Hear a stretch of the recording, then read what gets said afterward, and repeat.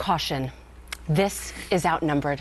And I'm Andrea Tantaros here today. Harris Faulkner, Kirsten Powers, Ainsley Earhardt, and today's hashtag one. Yes. Finally! I'm outnumbered physically, but mentally, it's a challenge. Yeah. Well, we're excited about the movie. We've seen the interviews with some of the actors. We're going to talk about it a little bit later, but it's getting quite the President Ashraf Ghani addressing a joint meeting of Congress moments ago, sounding the alarm. So what should the president do? Now, Bill, I know you've been very vocal in your talking points memo about the president lacking a coherent strategy on ISIS. What do you think he needs to say? But once he gets into putting troops on the ground, getting a strategy. Do you think he doesn't want to confront ISIS? Why? He's just not. Each nation put in 5,000 troops. That's 300,000 troops. Happen. When does it ever happen? When does it? It seems like it always falls on the United States. It always. The troops, though. I mean, that's what I'm wondering, because I think until the other guys are dead, but then you leave. You don't. I don't want to occupy.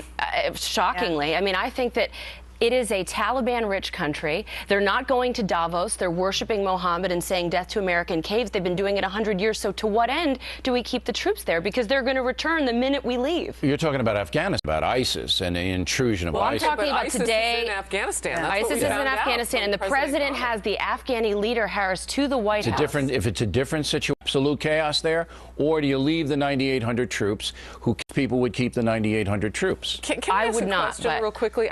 Okay, so I watched with the Prime Minister from Israel, Benjamin Netanyahu, but there he was, and from what you're saying, Bill, you're going to need a lot more than 9,800. Well, so you keep the 9,800 there. We have troops in Korea. We have troops in Germany. World War II.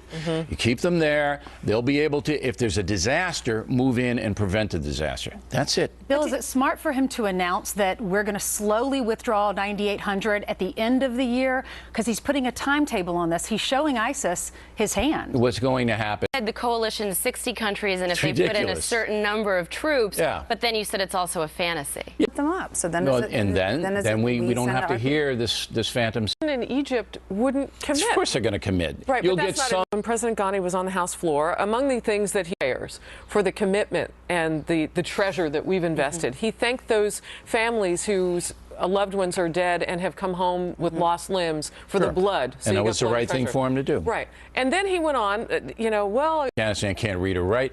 The opium trade dominates the economy. It's the most corrupt nation on. Situation to even ask for help when we haven't even in a compelling. They talk to each other? They don't do anything.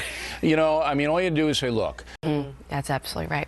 All right, well, new questions about Hillary Clinton's tenure as secretary. Doesn't sound good. What do you make of this? I don't make anything of it. This is just chaos, and that's what she accomplished.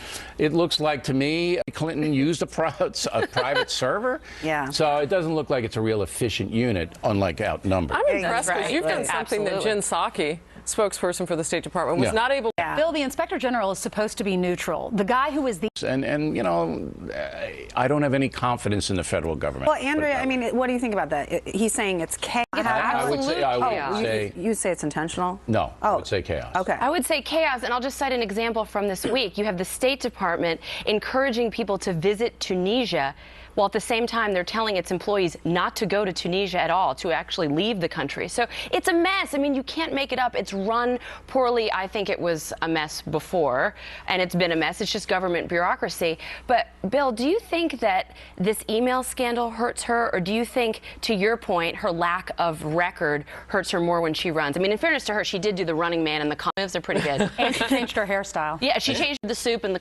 Congo and did some shots in Venezuela. I don't just call her to testify under oath. All right. Now, if they do that, that's a huge dog and pony show. It's very difficult for her.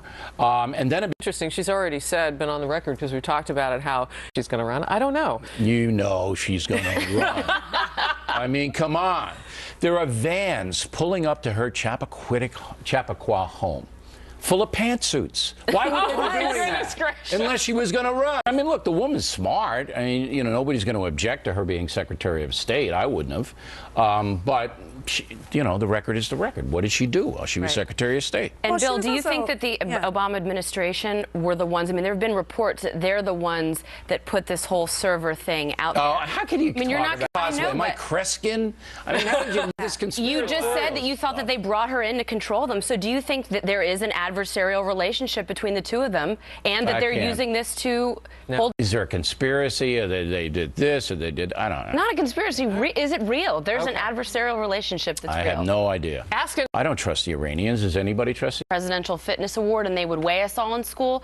Okay, it was unbelievable. I'm glad to be home, let me just say that. All right, Bill, I want to ask you what you think about spring break and the generation now. What's happening?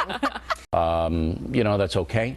That's a different than it was 30. They're going to do what they want to do, but parents should be surprised. That's the age we. I don't think that's a good. The men safe go down there and they prey on them. Not all of them, of course, but many men do. And many of these guys are 40. I'm overeducated, and this is for you young people out there.